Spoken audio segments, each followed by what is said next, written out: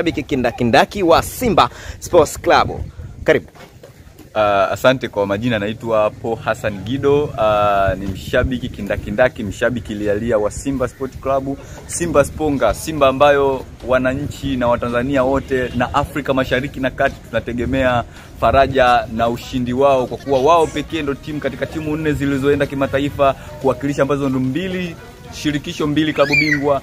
Imebaki Simba Sports Club, zote zimetolewa. Moja Azam imetolewa hatua za awali kabisa ambao kufanikiwa kwenda makundi. Young Africa ilishia makundi, wakafurumushwa huko haraka iwezekanavyo kwa kuwa uwezo wao bila shaka ni mdogo. Simba kusema kweli tuna matumaini nao makubwa kutokana na mapitio kuanzia mashindano haya yalipoanzia mpaka hapa ilipofikia.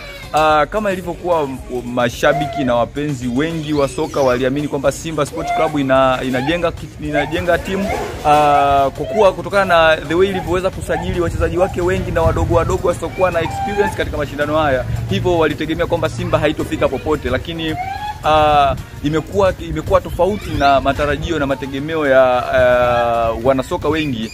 Lakini sisi kama mashabiki tulikuwa tukiamini kwamba Simba itafika mbali kutokana na usajili waliofanya awamu hii. Viongozi waliamua kuvunja benki na wakaamua kufanya ubwela, ndio maana mpaka sasa timu yetu mpaka sasa iko finali, na tuna mategemeo makubwa kuhusu timu yetu inakwenda kuleta kikombe Tanzania hii. Yes, turejee katika mchezo wa leo. Simba waingie kwa namna gani kuhakikisha wanapata ushindi, either washinde au wasale?